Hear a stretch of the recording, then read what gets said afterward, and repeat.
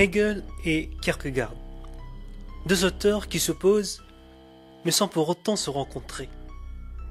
Une opposition par là où il n'y aurait pas de croisement concevable, mais pourtant ils se retrouvent bien enfermés dans un dialogue impossible qui trace par un point à jamais déterminé leur tangente. Tangente du paradoxe ou tangente du réel, la voie de la subjectivité cherche à se dévêtir du froc de la raison dans l'histoire.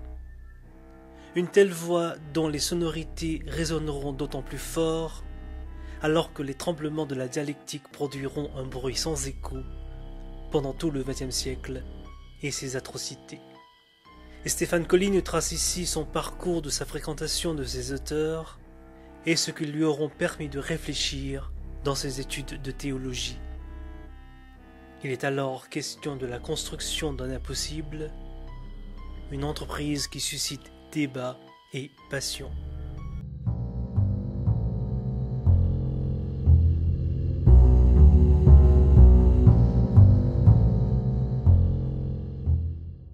Alors, la base de l'exposé, c'est un devoir que j'ai rendu dans le cadre de la licence, qui avait pour intitulé « Qu'est-ce que la philosophie de l'histoire ?»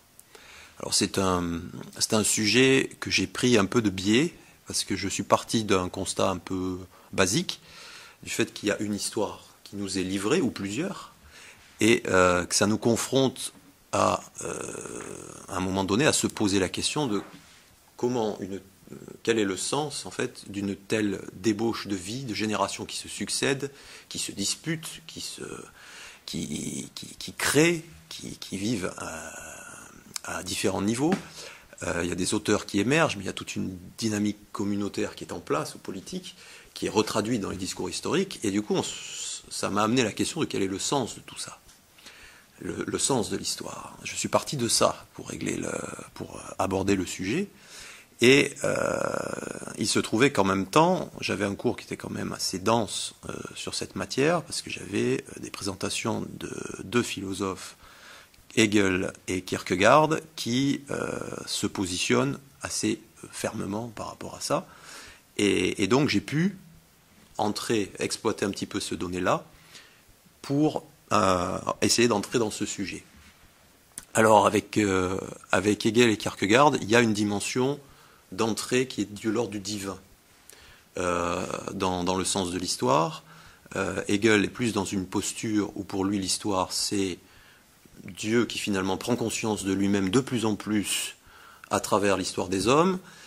Kierkegaard, lui, est plutôt dans l'histoire du salut et plus précisément dans le salut de l'individu. C'est-à-dire que pour lui, l'axe majeur, c'est l'homme n'est pas mu par un esprit divin qui le pilote à distance, mais par la passion pour sa propre survie éternelle. Donc, ces deux auteurs m'ont paru intéressants parce qu'ils abordaient le problème du sens de l'histoire et de sa finalité de manière assez radicale et différente.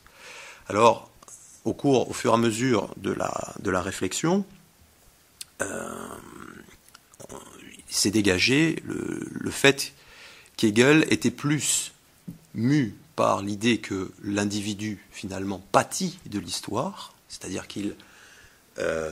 même ses passions sont en fait mobilisées par une ruse de la raison qui est au service de l'esprit divin, ce qui fait que même lorsqu'il croit agir dans l'histoire pour lui-même, finalement, il est au service de quelque chose de plus grand dont il n'a pas forcément conscience et qui ne sera perçu que dans une relecture ultérieure.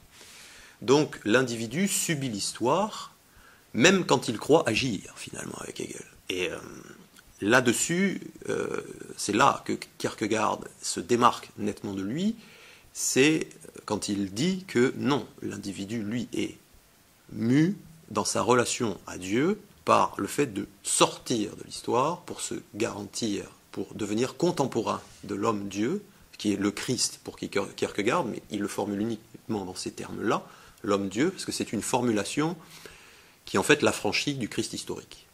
C'est-à-dire que ça lui permet d'insister sur le fait que Dieu s'est fait homme, dans un mouvement d'abaissement et de réélévation derrière, puisqu'il y a l'histoire de la résurrection en théologie chrétienne qui est là, mais il l'appelle homme-dieu parce qu'il insiste surtout sur le fait que Dieu vient vers l'homme et se réélève et réélève l'homme avec lui. Mais toute la partie qui pourrait concerner le Christ historique, ce n'est pas une problématique qui est centrale pour Kierkegaard. Ce qui l'intéresse, c'est le fait que l'individu, par le christianisme, peut être en capacité de sortir de l'histoire pour entrer dans un temps qui est le temps divin, pour devenir contemporain de cet homme-dieu, qui est la pleine réalisation de lui-même. Donc c'est, en interrogeant le sens finalement de l'histoire, on se retrouve avec deux approches, une qui a tendance à mettre le primat sur l'esprit divin qui absorbe l'individu, mais aussi les communautés humaines dans leur fonctionnement. Il y a une forme de gradation dans la pensée de Hegel qui consiste à montrer que l'individu, finalement, est pris dans la communauté, dans une histoire politique, et dans laquelle histoire politique relative, par exemple, à un État, va être elle-même prise dans un mouvement de l'histoire beaucoup plus vaste, qui est le mouvement de l'esprit divin lui-même. Donc il y a une dissolution, on va dire, de l'individu chez Hegel, alors que Kierkegaard, lui, maintient ferme l'individu, sa réalité, et ça même c'est une question de vie éternelle de l'individu pour lui, contre tout mouvement historique, c'est-à-dire contre toute interprétation qui va tendre à justement légitimer le primat de la communauté, du mouvement de l'histoire sur cet individu. Donc c'est cette première tension qui a nourri l'approche du sujet par la finalité de l'histoire. Elle révèle deux dimensions. D'une part, qu'on ne peut pas parler de cette finalité sans aborder les relations entre l'individu et la communauté. Hegel prend un parti, Kierkegaard prend un parti opposé, ça veut dire qu'il y a une problématique qui se lève. Et deuxièmement, il y a une dimension passionnelle dans la manière dont on pense l'histoire. La passion pouvant être comprise comme le fait de pâtir de l'histoire, de la subir, ou la passion pouvant être comprise comme dans une dimension plus active, plus, on va dire, plus individuelle, oui, comme la passion pour sa propre vie, avant tout. Donc il y a une dimension passionnelle là-dedans. Et dans un deuxième temps, c'est cette dimension passionnelle qui a été que j'ai essayé d'étudier de plus près pour me demander comment se faisait-il que des gens qui prétendent parler, finalement, pratiquer une discipline de l'esprit, donc quelque chose qui n'est pas dépassionné complètement, qui ne manque pas de vie, mais qui est censé quand même prendre ses distances par rapport à la passion, puissent prendre des postures aussi passionnelles, finalement, et les justifier, en plus, c'est-à-dire vraiment les assumer complètement, les poser complètement dans leur démarche.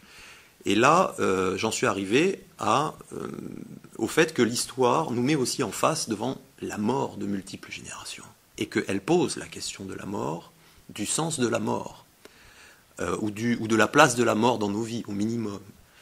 Et à ce moment-là, j'ai dégagé un concept, une idée, c'est qu'il y a dans la mort un caractère double qui est inéluctable, un double inéluctable. La mort nous concerne tous, on le sait, tôt ou tard. C'est le premier inéluctable, on est concerné par elle, de fait. Et la mort, on ne sait pas, et on ne saura pas, inéluctablement, on ne sait pas comment elle va se produire pour nous, dans quelles conditions. On ne sait même pas rigoureusement, finalement, la définir autrement que par la fin de la vie, ce qui est l'art de tourner en rond, si on y réfléchit un peu. C'est très difficile d'approcher le concept de mort, finalement. Donc il y a ce double inéluctable, il y a le côté imposé, on va dire, de la mort, on sait qu'on va y passer, entre guillemets, et il y a un côté inconnu. Et les deux sont là de fait.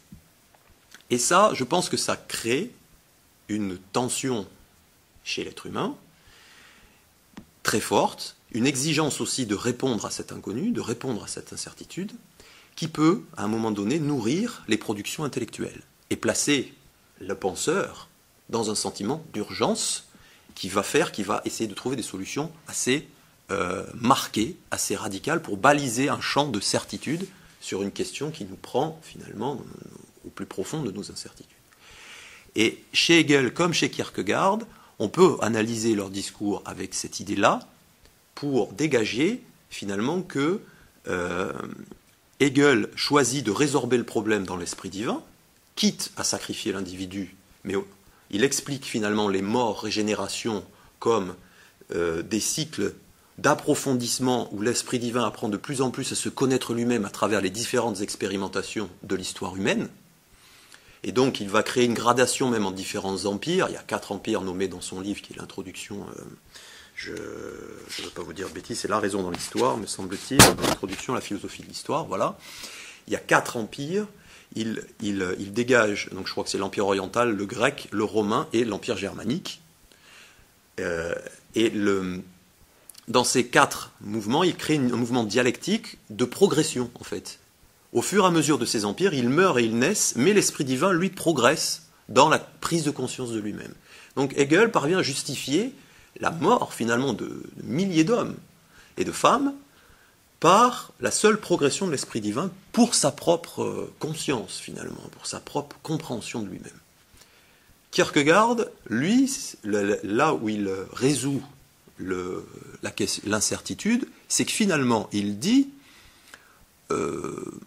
l'essentiel, c'est d'être contemporain de l'homme-dieu, car une fois qu'on est contemporain de l'homme-dieu, on est sauvé. Donc, il faut trouver un chemin, et le chemin sera toujours le même, et là, l'inéluctable, c'est ça, c'est passer par l'abaissement, le même abaissement que l'homme-dieu, que Christ qui est mort, ressuscité, en gros, mais jamais le mot Christ n'est employé. Moi, je le dis pour situer, mais jamais il n'est employé.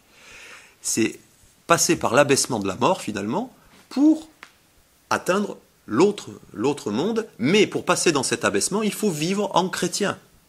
Et Kierkegaard trace une dialectique de la même façon, mais ce n'est pas une dialectique chronologique chez lui, c'est une dialectique de stade de conscience, stade esthétique, stade éthique et stade, je ne l'ai plus en tête parce que ça fait un moment que je n'ai pas relu le livre, mais je crois que c'est pas le stade religieux, il y en a un 3e, je ne sais plus son nom. Il trace un chemin de progression aussi, mais à l'échelle de l'individu. C'est plus l'Esprit divin qui progresse, c'est l'individu lui-même, et la condition de sa progression, c'est justement de se démarquer du mouvement de l'histoire. C'est de ne plus être pris dans les différents conditionnements dans lesquels un raisonnement hegelien pourrait l'enfermer. Voilà, donc les 2 auteurs, finalement, résolvent le paradoxe. Et ce qui est marquant, et ce qui, moi, m'a fait réfléchir après par rapport à la théologie, c'est que quand on regarde le discours biblique, on retrouve la même double tension inéluctable par rapport à la mort. Elle se retrouve dans l'alliance dans l'Ancien Testament. L'alliance de Dieu est imposée aux hommes. Elle est donnée sans qu'il l'ait demandé, plus exactement. Par contre, elle s'accompagne d'une promesse dont on ne connaît jamais les modalités d'accomplissement sur le moment. C'est toujours un effet, quand vous lisez la Bible, si vous la prenez telle qu'elle est au niveau du langage de la promesse est annoncée, elle est comprise d'une certaine manière par ceux qui la reçoivent, et très souvent, elle se réalise d'une autre manière.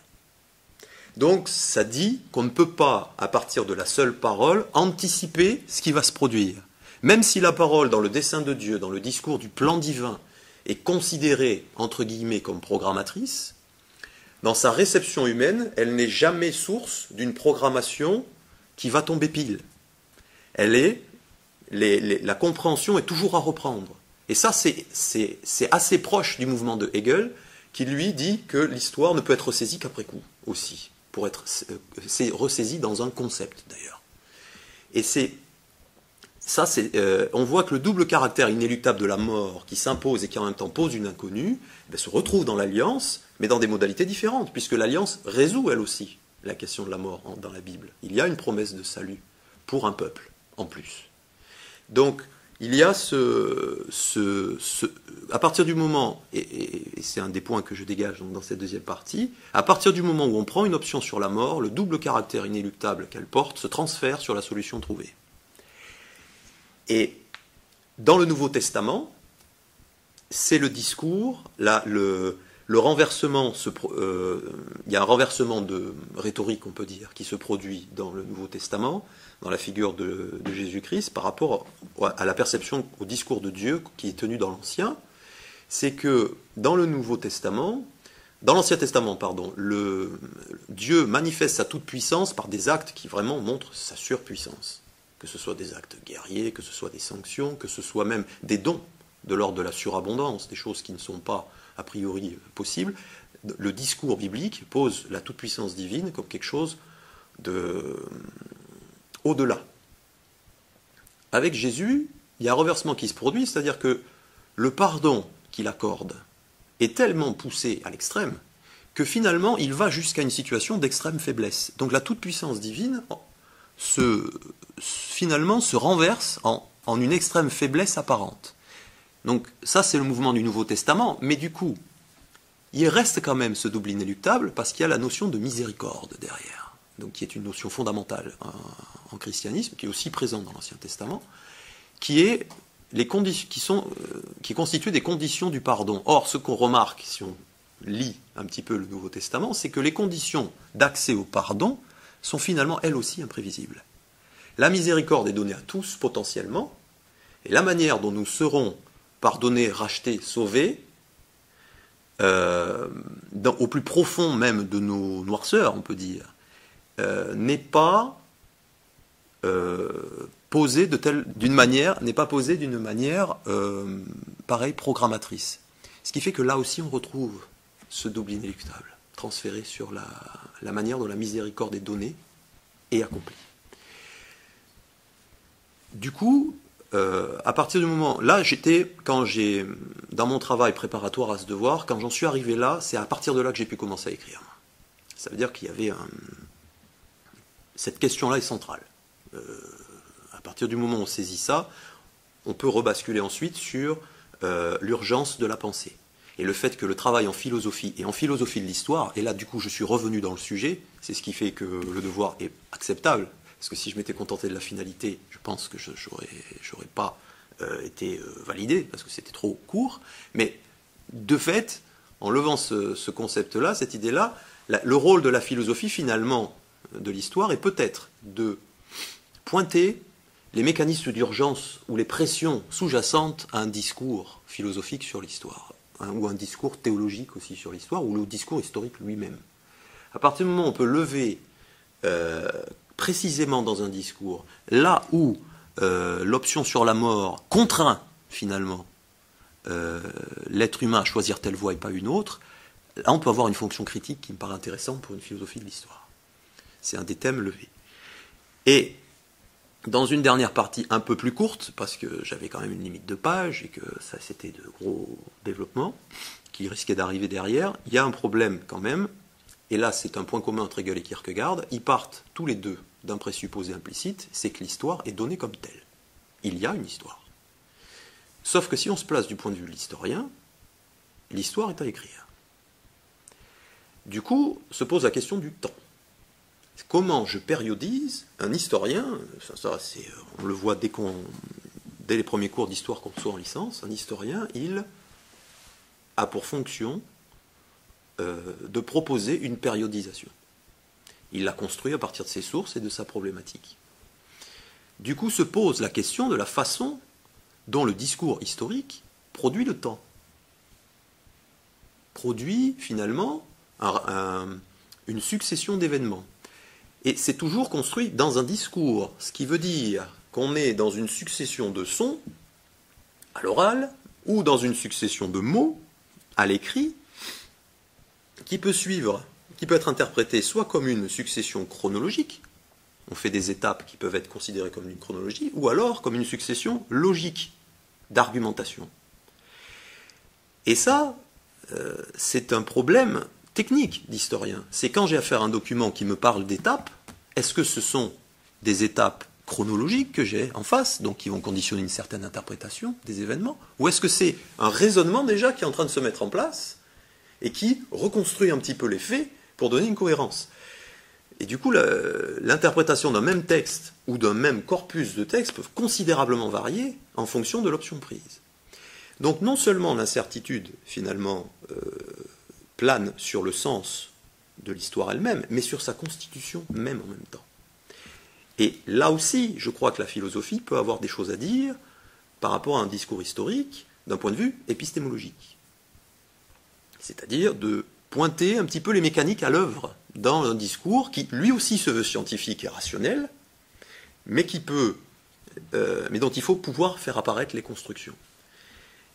Et je clôt ensuite, grosso modo, après avoir levé ça, sur le lien entre l'herméneutique et le discours historique, mais je ne développe pas parce que c'est énorme la partie herméneutique en philo, bon, voilà, ça serait très très long, mais et également sur le fait que, au final, je reviens sur l'individu et la communauté.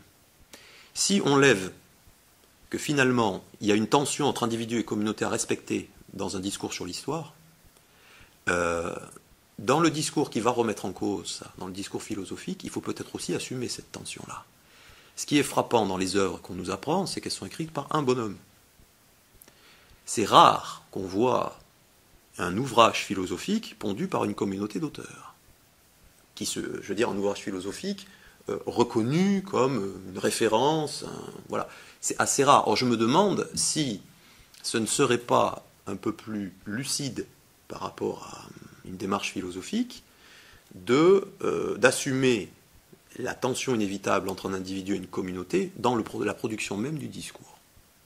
Puisqu'elle est à l'œuvre dans la production de l'histoire, puisqu'elle est à l'œuvre dans le vécu philosophique lui-même, dans le fait que nous sommes des êtres sociaux aussi, et que nombre d'auteurs sont étudiés maintenant dans le contexte de production de leurs écrits et dans leurs influences, pourquoi ne pas assumer finalement une production du discours philosophique dans une communauté d'auteurs avec toutes les controverses que ça implique ?